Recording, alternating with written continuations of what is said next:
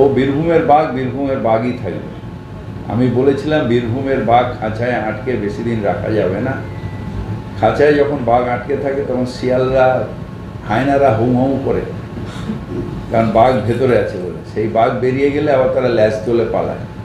আমরা ওকে কুকুর বাঘ কিছুই মনে করি না, আমরা ওকে একটা গরু চোর মনে করি। আমরা ওকে বাঘ বেড়াল কুকুর বললে অবশ্য আমি বলবো না, কুকুরের মতন প্রাণী হওয়া মুশকিল, এরা কেউ হতে পারবে না। তো আমরা ওকে একটা মনে করি, গরু চোর মনে করি। আমরা ওকে কোনো জন্তু জানোয়ারের সাথে কেন তুলনা করতে? এই যারা এই সময় রাজনীতি করতে গেছে, পাবলিক তাদের জুতো পেটা করাবে, পাবলিক তাদের জুতো পেটা করবে। মমতা ব্যানার্জিকে ছাড়িনি, যদি মমতা ব্যানার্জিকে কেউ ঝাঁটা মারবো বলে এদের জন্য আমি যেটা বললাম সেটাই তো করবে। ওরা ওদের দলে কাউকে বাঘ বলে, কাউকে সিংহ বলে, কাউকে ওরা সাদা হাতি বলে, কেউ কাউকে আরো অনেক অনেক পশু নাম, না না বীর বল এসব নিয়ে আমি কথা বলবো। তো এইসব বলে, হ্যাঁ, কিন্তু তাতে করে মনে হয় দলটা চিড়িয়াখানা। এক, দুই, একটাও মানুষ নেই। দুই দুই হচ্ছে বাংলার বাঘ বলতে আমরা ডক্টর শ্যামাপ্রসাদ মুখোপাধ্যায়ের বাবা জনক শ্রী আশুতোষ মুখোপাধ্যায়কে বুঝি। আর কোনো বাঘ আছে বলে আমার বিশ্বাস হয় না, কেউও মানবে না, হাসবে সবাই। এক, আর দুই কথা হচ্ছে যে এই যে খ্যাকশিয়াল হায়না, এগুলো না আপনারা বুঝতে ভুল করেছেন। ওগুলো আমাদের উদ্দেশ্যে বলেনি, ওগুলো এখন বিরোধী, মানে অনুব্রতর বিরোধী, দলের ভেতরের বিরোধী। কাজল শেখের কথা বলেছে, যে কাজল শেখ একদিন হ্যাঁ হ্যাঁ করে হায়নার মতো হাসছিল, ভাবছিল আর বেরোবে না, আমি সব রাজত্ব করবো। এখন বেচারা বেরিয়ে গেল, এখন ওর হাতে হ্যারিকেন। তৃণমূল এমন একটা ভাব করছে যেন উনি বিনা নির্দোষ প্রমাণিত হয়ে ছাড়া পেয়ে এসছেন। তা নয়, জামিন পেয়েছে, জামিন তো স্বাভাবিক ব্যাপার। জামিন কি বছরের পর বছর আটকে থাকে নাকি? জামিন একটা স্বাভাবিক ব্যাপার। কুণাল ঘোষ আটকে ছিল, কুণাল ঘোষও বেরিয়েছে, তো অনুব্রতও বেরিয়েছে। উনি বললেন কি ঝাড়খণ্ডের সঙ্গে 3 দিন সমস্ত আদান প্রদান বন্ধ। 3 ঘন্টাও তো হলো না, 3 ঘন্টাও গেল না, কি হলো? 3 ঘন্টার মধ্যে তো সব গাড়ি ছেড়ে দিতে হলো। মুখ্যমন্ত্রীর মুখে তো একদম ঝামা ঘষে দিল। ডিবিসি কে ডিভোর্স করে দিতে পারে। এখন ডিবিসি যদি তার বিদ্যুৎ দেওয়া বন্ধ করে দেয়, ডিবিসি যদি বিদ্যুৎ দেওয়া বন্ধ করে দেয়, হ্যাঁ, চোখে সর্ষে ফুল দেখবে মমতা ব্যানার্জি। এখন বলছে কাউন্সিলর, বলছি কাউন্সিলর কিডন্যাপেও যুক্ত, মানে আর কি মানে শুনতে হবে। আপনিও এটা ববি হাকিমকেই তো জিজ্ঞাসা করতে পারতে, ওটা তো নগর উন্নয়ন মন্ত্রী, যে 9 কোটি টাকার কত পার্সেন্ট তুমি পেয়েছো বলো? গরু অন্য, হ্যাঁ 2 কোটি, না না, ও আগে 3 কোটি, পরে 6 কোটি, অনেক পর পর, যাই হোক যা কোটি হোক, তো তার কত পার্সেন্ট পেয়েছেন, তার কত শেয়ার উনি পেয়েছেন? উনি ওনাকে দিয়েছেন না সোজা কালীঘাটে দিয়ে দিয়েছেন? বিনীত গোয়েলের পদত্যাগ হয়নি, বিনীত গোয়েল অপসারিত হয়নি, বিনীত গোয়েলের প্রমোশন হয়েছে। বিনীত গোয়েল ছিলেন সিপি, হলেন ADG, DG level, DG rank, মানে আগে কলকাতার ছিলেন, এখন সারা ভারতবর্ষের হয়েছেন। কুণাল ঘোষ, আরে কুণাল ঘোষ এখন যদি মদন মিত্র হয়ে যায়, সব জল মিলেমিশে একাকার করে ফেলেছে। কে কোন জলে জল পুলিশে চলে গেছে এখন আমি কি করে বলবো? সজলদা, আর একটা জিনিস যে রিপোর্ট বেরিয়েছে, অভয়া একদম অভয়া কাণ্ডে অভয় নিজে সন্দীপ ঘোষের সাথে কথা বলেছিল, বলছি স্বাস্থ্য ডিপার্টমেন্টের ওষুধের কোয়ালিটি এতটাই খারাপ, এতটাই নিম্নমানের, এমনকি যে সমস্ত সিলাইন গুলো আসতো সেগুলো এতটাই নিম্নমানের, সেটা সরাসরি জানিয়েছিল। তাকে বলেছিল, তখন উত্তরে সন্দীপ ঘোষ বলেছিলেন কাজ করছো, কাজ করো, পাসটা করবে তো, সেটা ভেবে দেখো। তো আপনারাই বুঝে নিন, আপনারাই বুঝে নিন। যদি এ কথা, আপনার কথা যদি সত্যি হয়, তাহলে অভয়ার মৃত্যু কেন হয়েছিল, হ্যাঁ, সেটা আরো খানিকটা পরিষ্কার মানুষের কাছে হচ্ছে না? হ্যাঁ, দেখুন এগুলো এগুলো তবেই তো তৃণমূল হবে। মানুষের জীবন নিয়ে ছেলে খেলা না করলে তার নাম তৃণমূল কি করে হবে ভাই? যে রাজ্যের মুখ্যমন্ত্রী তাদের প্রমোট করে, এই জাতীয় লোককে যিনি প্রমোট করেন, তারা স্যালাইনে বেচবে না, কর্পোরেশনের জল বেচবে না? তারা তো বেচবেই। আরে প্যারাসিটামল হোক আর যাই হোক, মল হোক, তবেই না তৃণমূল। এই তো আমার রাজ্যের সরকারি স্বাস্থ্য ব্যবস্থা, তবেই না স্বাস্থ্যমন্ত্রী মমতা বন্দ্যোপাধ্যায়। আচ্ছা, উনি উনি যখন ভোট চান তখন বলে অন্যরা কেউ কিছু জানে না, আমি সব জানি, আমায় দেখে ভোট দাও। আর যখন উনি ক্ষমতায় বসেন তখন উনি বলেন যে আমি কিছু জানি না, আমি একা সরকার চালাই না। এটা হচ্ছে ওনার সুবিধাবাদী নীতি। এই নিয়ে কি কথা বলবো? আরে হুগলিতে কেন, সারা বাংলায় যখন ভ্যাকসিন হচ্ছিল কোভিডের পরে, ভ্যাকসিনের ছবি হচ্ছে মোদিজির, সেই ছবি বুকে নিয়ে ঘুরছে তৃণমূলের নেতা, আর ভ্যাকসিনের জন্য হাহাকার করছে ভারতীয় জনতা পার্টির কর্মীরা। তার কারণটা কি? বাঘ তিহার থেকে ফিরে এসে বেড়াল হয় কি কি হয়, সে হতে পারে। সবুজ মিষ্টি খাবে না কেন? না খাওয়ার কি আছে? আমাকেও দুটো পাঠালে বালিয়া কে নেবো, তাতে কি হয়েছে? ওটার সঙ্গে কোনো কথা। আরে শূন্যস্থান আবার অন্য কেউ গিয়ে তৃণমূলের পূরণ করে দেবে, তাতে কি হবে?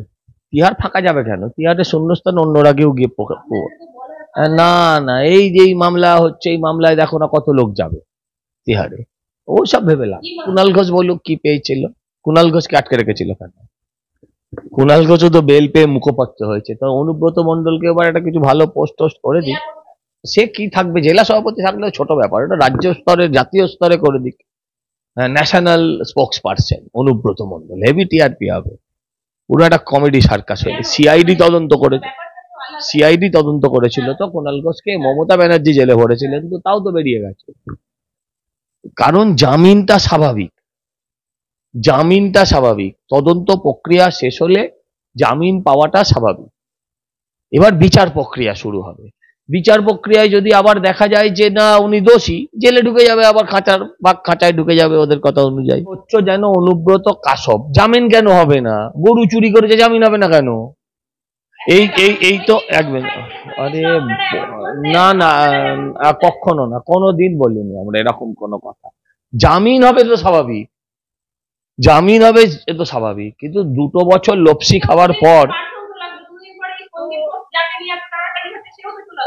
আইনে যদি আসবে, কিন্তু তার মানে এই নয় যে মুখ। আচ্ছা আপনার কথা বলি, অনুব্রত কত টাকা চুরি করেছে? কয়েকশো কোটি টাকা। আরে বাবা শোনো না, অনুব্রত কয়েকশো কোটি টাকা চুরি করেছে। আচ্ছা আমাকে বলো তো, 2G কেলেঙ্কারিতে কানিমোজি বা একে রাজা, তারা কত কোটি টাকা চুরি করেছে? লক্ষ কোটি টাকা চুরি করেছে, তাদেরও তো জামিন হয়েছে। জামিন হওয়াটা স্বাভাবিক প্রক্রিয়া, তাদেরও তো জামিন হয়েছিল, তাদেরও তো সরকার ঢুকিয়ে দিয়েছিল, তারা তো বেল পেয়েছে, তো এরাও বেল পাবে, এটা স্বাভাবিক ব্যাপার, এটা নিয়ে এত ভাবার কোনো কারণ। উনি ওনার চেয়ারে বসে লুঙ্গি পরে টাকাও নিতে পারেন, তার সঙ্গে এইগুলোর কোনো যুক্তি নেই। বহিষ্কার করে দেওয়া হলে হয়ে গেল, পাপ ধুয়ে গেল, সন্দীপ ঘোষকে তাড়িয়ে দিলে সব শেষ হয়ে গেল, পাপ শেষ হয়ে গেল। তুমি যে অপরাধটা করেছো, সেই অপরাধটা তো দলে থেকে করেছো, এখন দল তাড়িয়ে দিলে কি হবে? দল তো এরকম ছেড়ে মুছে দেয়। অনুব্রত এসে বোঝাবে যে দিদি তার কত খোঁজ নিয়েছে, দিদি তার জন্য কত করেছে, সে তো এসে বোঝাবে, কোনো চাপ নেই। হ্যাঁ নিশ্চয়ই বোঝাবে। সবচেয়ে অবাক করা বিষয়, প্রধানমন্ত্রীকে চিঠি লিখলেন, সেখানে একবারও ঝাড়খণ্ডের ভূমিকা নিয়ে কোথাও লেখা ছিল না, এক লাইনও, কিন্তু মানুষের সামনে তুলে ধরলেন ঝাড়খণ্ডের এর ব্যাপারে। কিন্তু হেমন্ত সোরেন, সে তো তার বন্ধু মমতা বন্দ্যোপাধ্যায়, বলতে পারে তো বন্ধু। পৃথিবীতে মমতা বন্দ্যোপাধ্যায়ের সঙ্গে কারোর চিরস্থায়ী বন্ধুত্ব হতে পারে না। মুকুল রায় হতে পারেনি, ভাইপো হতে পারছে না, বন্ধু। মমতা বন্দ্যোপাধ্যায়ের বন্ধু কেউ হতে পারে না, সব সাময়িক। সুব্রত মুখার্জি অনেক কাল আগে একটা কথা বলেছিলেন যে বাজার করো ঘুরে ঘুরে, মমতা করো দূরে দূরে, যে বেশি কাছে যাবে তারই এই দশা হবে। আন্দোলনের গতিপথ যা দেখা গেল, জুনিয়র ডাক্তাররা কাজে ফিরে গেলেন, আংশিক কাজে ফিরে গেলেন, এই মুহূর্তে দাঁড়িয়ে তাহলে কি আন্দোলন থমকে গেল? আমার এই নিয়ে অনেকগুলো কথা বলার আছে। প্রথম কথা হচ্ছে, আন্দোলনকে আমরা নিঃশর্ত সমর্থন করেছি, আজও করছি, কিন্তু কতগুলো কথা মনের ভেতরে খুব আনচান করে বলার জন্য, কিন্তু না দর্শকদের উদ্দেশ্যে, কিন্তু সব কথা তো সব জায়গায় বলতেও পারছি না। আপনাদের একটা পরিষ্কার কথা বলি, সেটা হচ্ছে এই আন্দোলনটা কিসের জন্য হয়েছিল? শুধু আরজি করের অভয়ার শাস্তি জন্যই হয়েছিল এই আন্দোলন না, পশ্চিমবঙ্গের বুকে যাতে আর কোনো অভয়ার সৃষ্টি না হয় তার জন্য হয়েছিল আন্দোলন। আপনারা নিশ্চয়ই গেছেন এই কদিন স্বাস্থ্য সব ভবনের সামনে ঘোরাঘুরি করেছেন, দেখেছেন, ছবি তুলেছেন, ভিডিও করেছেন, তাদের বক্তব্য নিয়েছেন, বাইট নিয়েছেন। কিন্তু তারা যেখান থেকে আন্দোলনটাকে আপাতত শেষ করলেন বলে ঘোষণা করলেন বা একটা পর্যায়ে শেষ করলেন, সেই পর্যায়টা কি ছিল? সেই পর্যায়ে যাবতীয় শর্ত ছিল মেডিকেল কলেজ ওরিয়েন্টেড। আচ্ছা রোজিনা, তুমি একজন মেয়ে, সারা রাত ঘুরে ঘুরে তোমায় কাজ করতে হয়, করতে হয় তো, সময়ের প্রয়োজনে কাজ সারা রাত লাগে। প্রশ্ন হচ্ছে, ও তোমার নিরাপত্তার কথা বলেনি, ও তোমার নিরাপত্তার, ওরা শুধু বলেছে মেডিকেল কলেজে সিসিটিভি লাগাও, ওরা শুধু বলেছে এখানে এই লাগাও, সেখানে সেই লাগাও, কিন্তু ওরা একবারও রাজ্যের মানুষের, বাকি মহিলাদের কোথায় কি হবে না হবে, সুবিধে অসুবিধার কথা তারা বলেনি। তারা শুধু নিজের মেডিকেল কলেজ ওরিয়েন্টেড সুবিধার অসুবিধার কথা বলেছে। নিশ্চয়ই ওরা আমাদের একটা দাবি, আমরা চাই আরজি করের অভয়া শাস্তি পাক, কিন্তু তার সঙ্গে সঙ্গে আরো এটা চাই, পশ্চিমবঙ্গের বুকে আর কোনো অভয়ার জন্ম না হোক। যে মানুষগুলো বাপের বয়সী মেয়েরা, মানুষরা মায়ের বয়সী মায়েরা যারা হাওয়া করছিলেন ওই আন্দোলনকারীদের, তারা কি শুধু ওই আরজি করের মেয়েটার দাবি দেখেছিলেন? তারা প্রত্যেকে বলেছেন আমারও ঘরে একটা মেয়ে আছে, আমার একটা বোন আছে, আমার স্ত্রী আছে ঘরে, তারা এই কথা বলেছিলেন। তো প্রশ্ন হচ্ছে তাদের দাবির কি হলো? এক, আমরা খুব খুব দুর্ভাগ্যজনক ভাবে হলো এটা সত্যি, গতকাল যখন সিজিও কমপ্লেক্স অভিযান, আমার তা নিয়ে কোনো আপত্তি নেই, করতেই পারেন, তাতে আমরা দেখলাম একজন সিপিএম থেকে, জেল থেকে ছাড়া পাওয়া একজন যুব নেতা, আমার তার জেল যাত্রা নিয়েও দুখানা প্রশ্ন আছে, সেটা সঠিক ছিল বেঠিক ছিল সব নিয়ে প্রশ্ন আছে, কিন্তু আমরা দেখলাম তার ছবি দিয়ে হোর্ডিং, অথচ তারা বলছে নিরপেক্ষ নাগরিক সমাজ। তাহলে এই সবই তো নাগরিক সমাজ ছিল। তাহলে ওদের যে আন্দোলনটা ছিল, ওখানে আমাদের ছায়া দেখলে যারা রেডে করে গো ব্যাক করছিল, তারা আমাদের পার্টি অফিস ব্যবহার করছিল, তারা আমাদের পার্টি অফিসের শৌচালয়টাকে তাদের শৌচালয় হিসেবে ব্যবহার করেছে, তারা আমাদের সমস্ত সুযোগ সুবিধা আমাদের পক্ষে যেটা দেওয়া সম্ভব, মানে পার্টি অফিসের থেকে যেটা নেওয়া সম্ভব তারা সেটা নিয়েছে, আমাদের নিঃশর্ত সমর্থন ছিল, কিন্তু তারা আমাদের দেখলেই গো ব্যাক করেছে। তারা সেখানে অন্য একজন রাজনৈতিক নেতার ছবি লাগাচ্ছেন। আমার এই জায়গাটায় আপত্তি আছে। তাহলে নিরপেক্ষতা কোথায়? মনে রাখতে হবে 2,33,00,000 মানুষ আমাদেরকেও ভোট দিয়েছেন। অতএব আপনার চান না চান আপনি আমাকে অস্বীকার করতে পারেন না। আপনারা আজাদি স্লোগান দিয়েছেন, আজাদি, এটা রাজনীতি মুক্তের নমুনা। আমরা তো রাজনীতি মুক্ত চেয়েছিলাম, আমরা তো কেউ যাইনি না, অবশ্যই না, না, আমি স্বীকার করছি, এই আন্দোলন আমাদের অনেক কিছু শিখিয়েছে। এই আন্দোলন কিভাবে পড়ে থাকতে হয় সেটা শিখিয়েছে, এই আন্দোলন কিভাবে লড়ে যেতে হয় সেটা শিখিয়েছে, কিন্তু এই আন্দোলন থেকে শেষটা যেটা হয়েছে সেটা খুব একটা আশাপ্রদ আমার মনে হয়নি। আন্দোলনটা মনে হয় না সিজিও গেছে, বেশ করেছে, ঠিক করেছে, সিবিআই এর উপরে চাপ সৃষ্টি রাখা উচিত, কিন্তু যারা বলছে যে সিবিআই গ্রেপ্তার করতে বাধ্য হয়েছে আন্দোলনের কারণে, তারা ভুল বলছে। তারা ভুল বলছে, সিবিআই তথ্য প্রমাণের কারণে গ্রেপ্তার করেছে। আমি বলছি না, দুর্নীতিতে গ্রেপ্তার পর যখন প্রমাণ এসছে তখন করেছে। এই জায়গাটাকে আসতে হবে। বিনীত গোয়েলের পদত্যাগ হয়নি, বিনীত গোয়েল অপসারিত হয়নি, বিনীত গোয়েলের প্রমোশন হয়েছে। বিনীত গোয়েল ছিলেন সিপি, হলেন ADG, DG level, DG rank, মানে আগে কলকাতার ছিলেন, এখন সারা ভারতবর্ষের হয়েছেন। না, মনোজ বর্মা হচ্ছেন এমন একজন ব্যক্তি, যে সরকার থাকে সেই সরকারের যথেষ্ট তিনি পদলেহন করেন। কলকাতা সিপি হয়ে কি করবেন সেটা দেখার অপেক্ষায় আছে, কিন্তু আমরা দেখেছি এই মনোজ বর্মাকে মেদিনীপুরে উনি মাও দমনের করবার জন্য সময় কি করেছিলেন সিপিএম এর নির্দেশে, আমরা এটাও দেখেছি। এই মনোজ বর্মাকে ব্যারাকপুরে পাঠানো হয়েছিল অর্জুন সিংকে দমাতে, সেখানে উনি কি করেছেন সেটা দেখেছি। বিষয় হচ্ছে এইটা যে এখানে কি করেন দেখি আমরা, কিন্তু আবারও বলছি, যে কোনো সিপির পদ যদি অপসারণ হতে, একজন তো সিপি আসবেন, মুখ্যমন্ত্রীকে আপনার সাধুদের সন্তদের পছন্দ করে নিয়ে আসবে এটা ভাবার তো কারণ নেই, মুখ্যমন্ত্রী ডিসাইড করবেন কাকে আবার সিপি করবেন। আমার এগুলো নিয়েও কোনো বলার নেই, কিন্তু বলার বিষয়টা হচ্ছে বিনীত গোয়েলের অপসারণ হয়নি, প্রমোশন হয়েছে। একটা কথা সজলদাকে জিজ্ঞাসা করবো, একদম হুগলি হুগলি আজকে আমাদের ক্যামেরা গিয়েছিল, সেখানে সাধারণ মানুষ বলছে আমরা বিজেপি করি বলে শুধুমাত্র ত্রাণ পাইনি, একদম অন ক্যামেরা। এটা তো স্বাভাবিক। এটা এটা রে ভাই, এটা নতুন খবর কি আছে? আরে হুগলিতে কেন, সারা বাংলায় যখন ভ্যাকসিন হচ্ছিল কোভিডের পরে, ভ্যাকসিনের ছবি হচ্ছে মোদিজির, সেই ছবি বুকে নিয়ে ঘুরছে তৃণমূলের নেতা, আর ভ্যাকসিনের জন্য হাহাকার করছে ভারতীয় জনতা পার্টির কর্মীরা। তার কারণটা কি? মোদিজি বলেননি ভ্যাকসিনটা বিজেপির, মোদিজি বলেননি ভ্যাকসিনটা হিন্দুর, মোদিজি বলেননি ভ্যাকসিনটা খ্রিস্টানের, মোদিজি বলেছেন ভ্যাকসিনটা ভারতীয়র। এবার ফেডারেল সিস্টেমে যেখানে যে ক্ষমতায় আছে তার হাতে গিয়ে ভ্যাকসিনটা পড়েছে।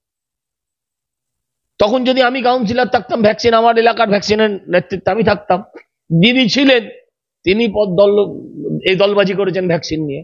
তো এরা ত্রাণ নিয়ে ভ্যাকসিন নিয়ে দলবাজি করবে, স্বাভাবিক ঘটনা। দেবাংশু ভট্টাচার্য তারা গেছেন পাঁশকুড়ায় গিয়ে সেখানে সাংসদকে খুঁজছেন, বলছেন কোথায় এখানে সাংসদ, আমাদেরকে তাহলে খুঁজতে হয় কোথায় দেব, কোথায় রচনা ব্যানার্জি, হুগলি বা মাস্টার প্ল্যান কোথায় গেল। এই মুহূর্তে দেখলাম, আপনিও যদি সোশ্যাল মিডিয়ায় স্ক্রল করেন না, ঘাটাল নিয়ে হাজারটা পোস্ট। না, আমার আমার এগুলো দেখার কোনো ইচ্ছে নেই, মানসিকতা নেই। হ্যাঁ, আমার এগুলো নিয়ে কিচ্ছু বলার নেই।